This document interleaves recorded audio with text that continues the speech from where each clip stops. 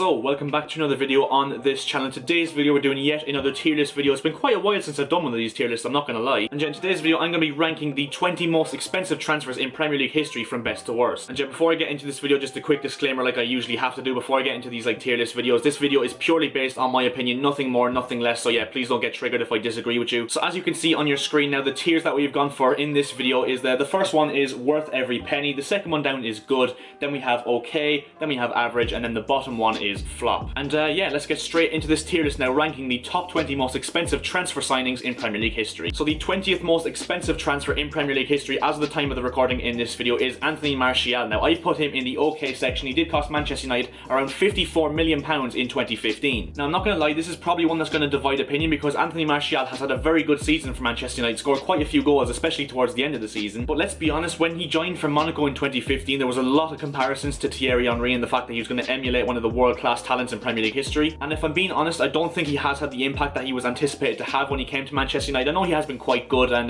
yeah, that's why I put him in the okay section, purely because I think that he's been quite a good signing for United in hindsight, but I don't think he's lived up to the expectation, which was very, very high when he came into United. Now on to the 19th most expensive transfer in Premier League history, and that is Navigator's £54 million move from RB Leipzig to Liverpool. Now although this is definitely one that's going to divide a lot of opinion because I have put him in the average section, one below Martial. And to be fair, I do kind of rate Navigator as a player. I think he has a very good range of passing, he's a very good engine on him in midfield for Liverpool, and I think if he's given the right game time he can prove to be a very, very good signing in hindsight for Jurgen Klopp's side. But the thing about him is, for the price tag that Liverpool ultimately paid for him in 2018, I don't think he's given Liverpool quite enough. And look, I wouldn't go as far as to say that he's a flop for Liverpool because he has had his moments and he has played quite well in the games he has played for Liverpool, which I like Martial. I don't think he's lived up to the price tag just yet, and that's why I've put him in the average section, not in the flop, because I do think that he can emulate that form that we expect of him. Moving on to the 18th most expensive transfer in Premier League history, another £54 million move, and that is Tanguy Ndombele from Lyon to Tottenham last summer. Now like Navigator, I've put him in the average section, which of course may cause debate but also may not. And look, it's no secret that Ndombele really has struggled at Tottenham in his first season after moving from Lyon last summer. There's been rumours of course with a bust up with Jose Mourinho. There's also been rumours as well that he's leaving for Inter Milan this summer, which is quite interesting to hear. And yeah, like Keita, the reason I haven't put him in the flop section is because purely I don't think we've seen enough from Ndombele just yet. However, I do think that he can still improve. But we all know that Ndombele is a talented footballer with a great eye for a pass, and also like Keita, a good engine as well. But yeah, I am going to cut Ndombele some slack because of course it's only his first season in the Premier League, and if he does stay next season I think he'll have to do a lot better, because £54 million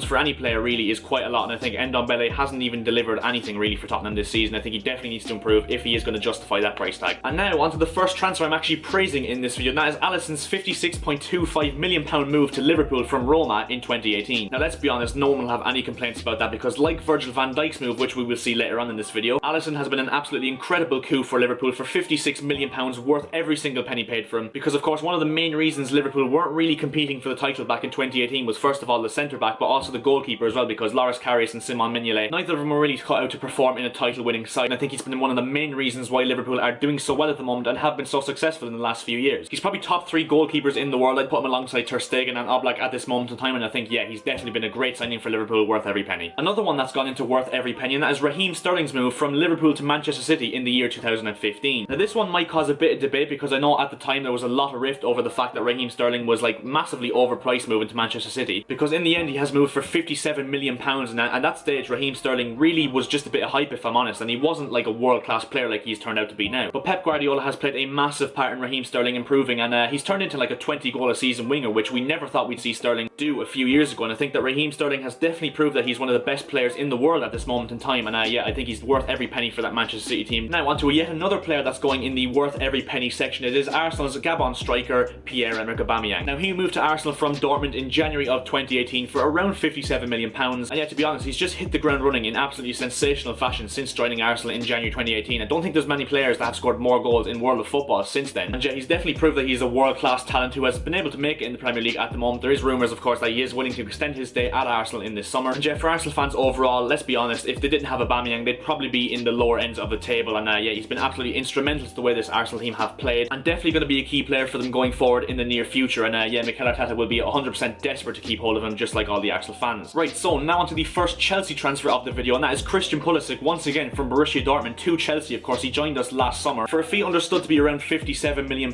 Now when that came out it was literally just people saying that Chelsea were buying Pulisic purely for £1 one reason and one reason only, and that was to sell shirts in America. And the funny fact is we've probably made our money back on that Pulisic deal already from the amount of shirt sales he's sold in America. And the thing is, he's proved to be one of our best players and nearly on a world-class level at times for Chelsea. And the reason I haven't put him in worth every penny is, of course, it's very, very early days in his Chelsea career, and although I think he will prove to be worth every penny, I can't put him any higher than good at this moment in time because otherwise it would be biased. However, going into worth every penny is the 13th most expensive transfer in Premier League history, and that is Aymeric Laporte, who joined Manchester City in January 2018 from Athletic Bilbao. Now, he signed for a fee figured to be around £59 million, something like that, and since he's joined City in January 2018, he's completely, like Van Dijk to Liverpool, revolutionised that City defence. I mean, they're a completely different team when he's out injured or suspended. He's proved that he's a world-class talent. I mean, not many people thought he was going to be this good when he joined Man City. I mean, he was a very young defender when he joined. And yeah, he's proved to be worth every penny because, as I said, City are a completely different team when they're missing Laporte. And yeah, behind Van Dijk, he's probably the best centre-back in the Premier League, and yeah, therefore worth every penny in my opinion. And from one Manchester City signing to another, João Cancelo, who moved from Juventus to Manchester City last summer. Now for me, I've put him slap bang in the middle of this tier list alongside Anthony Martial in the OK section. Now a lot of people would probably argue that he should be lower in this tier list. However, I think after only his first season at Manchester City, he did kind of struggle towards the early parts of the season. I do think that he's kind of found his feet in the Premier League now, and he started a lot under Pep Guardiola since the restart. And yeah, although I don't think he's set the world alight at Manchester City just yet, he has looked quite compact in that right back position, and he's mostly played left back for Man City as well. And yeah, that is the reason why I've put João Cancelo in the OK section, purely because I think he's been okay really. And yeah, now we have the first flop at the 9th time of asking, Alvaro Morata, who moved from Real Madrid to Chelsea in the summer of 2017. Nearly £60 million for a striker who in the end just completely did flop. I mean, he started off his Chelsea career on fire. I mean, yeah, he hit the ground running at Chelsea really, scoring like 10 to 15 goals in his first 6 months at Chelsea. And then after that, it just completely fell to pieces. He's been absolutely rubbish since then, even under Maurizio Sarri, who tried to revive him. He was absolutely horrible. And yeah, it's no secret he wasn't really suited to the Premier League in terms of the aggressiveness, the intensity, and also like the mentality that's needed. And yeah, although I'm kind of happy to see him rejuvenate his form at Atletico Madrid back in La Liga, let's be honest, he was a flop in the Premier League. I don't think many will have arguments about that. Now into the top 10 most expensive transfers in Premier League history, Riyad Mahrez, who moved from Leicester to Manchester City in the summer of 2018. Now he moved for a fee understood to be around £61 million, a very good deal for City in the end. I've put him in the good section alongside Christian Pulisic. Now there was quite a few eyebrows raised over the fee that City did pay for Mahrez, because let's be honest, when he joined, most people expected him to be like a bench player really for City. And yeah, his goal threat as well as his assist threat is very important to City. He's fit in very well with the likes of De Bruyne, Bernardo Silva, Sterling, Aguero, etc. And yeah, he's at the peak of his powers at the moment. I've put him in the good section purely because I think he's been a very good signing for City in hindsight. Yet another City signing now, Rodri, who moved of course for £63 million from Atletico Madrid to Man City this time last year. Now like Mahrez, I've put him in the good category for this video. I don't think he's been worth every penny just yet because of course it's been his first season in the Premier League. But yeah, since he's joined City, he's been very, very good for City in fairness, and the perfect replacement for Fernandinho going forward, I think. Not only is he very good at that deep line playmaker role in terms of passing, but he's also got a very physical presence as well, which is perfectly suited to the Premier League, and I think he's fit in very, very well at that City team. And yeah, I've put him in the good section purely because of course I think he's been a very good signing for City. And now the second flop in this video, Angel Di Maria, £67 million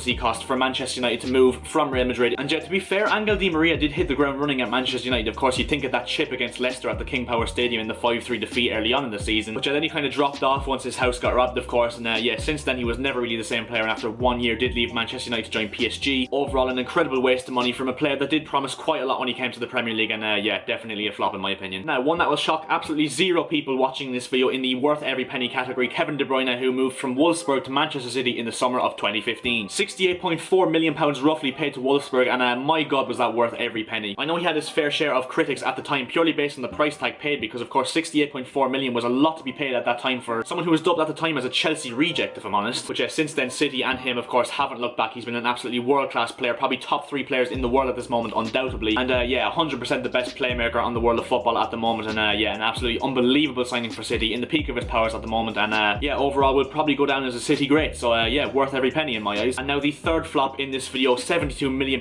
paid for Kepa Arrizabalaga from Atletico Bilbao to Chelsea in 2018. Now this one really does hurt me because Kepa in his first season, I'm not even going to lie, in my personal opinion was top 3 goalkeepers in the Premier League. However, if I'm being brutally honest, this season he's been absolutely nothing short of absolutely abysmal, if I'm honest. And although I do think there's a very, very good keeper in there in Kepa and he's still young, I do think that his time at Chelsea is over, and in the end he will have to go down as a flop. Into the top 5 most expensive transfers in Premier League history, another £72 million acquisition for Arsenal for Nicolas Pepe from Lille last summer. Now I've put him slap bang in the middle in the OK section. Now I know that will cause a lot of rift between Arsenal fans because of course they think he's been a very good signing in the end. And yeah, although I think he's been a very good signing for Arsenal in the long-term future, I think that this season he hasn't really been as much as he was hyped up to be. Don't get me wrong, I think that Nicolas Pepe ultimately will succeed in the Premier League over a long period of time. And although he has been quite good in his first Premier League season, I don't think he's been £72 million worthy, and I think that that's why I put him in the OK section section, purely because it's his first season in the Premier League and I think he has been quite decent, but he hasn't been any more than that in my opinion. Now on to the fourth most expensive transfer in Premier League history, Virgil van Dijk, who moved from Southampton to Liverpool in the January transfer window of 2018 for a fee of around £76 million.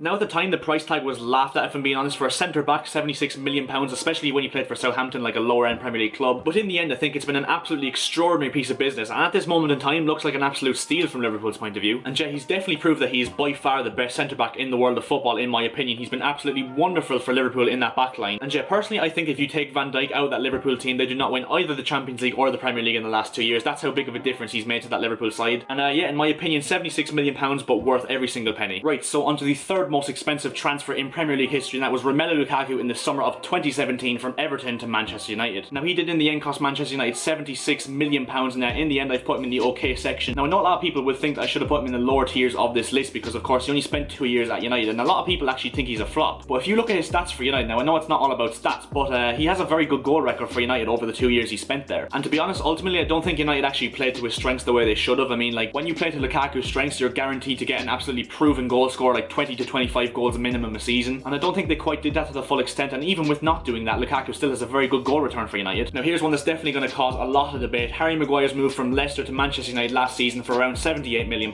Now I've put him in the average section. Now I know a lot of people will tend to disagree with that, especially United fans, because statistically if you look at it, he actually has improved United's defence alongside Wan-Bissaka last season. But if I'm being completely honest, I've analysed Maguire a lot over the last season, and he makes a lot of mistakes for a centre-back that cost £80 million nearly. I mean, if you look at Virgil van Dijk, he costs like £4 million less, and if you look at Van Dijk, you're lucky to get like 3 or 4 mistakes even a season with him. But yeah, if you look at Harry Maguire, you're looking at realistically like 3 or 4 mistakes per game. Now I know a lot of them might be minor and won't lead to goals, but still, if you're the second most expensive transfer in Premier League history, I do expect you to not make 3 or 4 mistakes per game, and yeah, that's why I put him in the average section. And now onto the most expensive transfer in Premier League history, and that was Paul Pogba's move from Juventus to Manchester United in the summer of 2016. Now he moved for a fee understood to be around £94.5 million. Now I've controversially put him in the okay section. A lot of people will think he should be higher, especially United fans, because of course he is one of the best players in the Premier League in terms of talent. However, I don't think he's done enough to justify the price tag just yet at United. I do think he's been very good over the last few weeks of the restart under Ole Gunnar Solskjaer alongside Bruno Fernandes, of course, who's recently come in. But overall, if I'm being honest, like, everyone when Paul Pogba came into the league thought he was going to be absolutely unbelievable and hit the ground running and just be one of the best players on the planet. And yeah, overall I don't think he's quite hit the heights that he was expected to at United. I do think he's a very good player and definitely world class in his day. But yeah, I don't think I've seen just enough from Pogba just yet to justify the £94 million price tag that's been set on him. And yeah, hence why I've put him in the okay section in this video. And yeah, that's where we're going to end this video, guys. So if you did enjoy, make sure to drop a like on the video. That'd be very much appreciated. Also make sure to subscribe to the channel if you're new. We've just hit 200 subscribers, so thank you very, very much for that. And yeah, if you disagree or agree with any of the opinions I've put in this video, make sure to drop a comment down below. And yeah, I'll see you guys in my next video.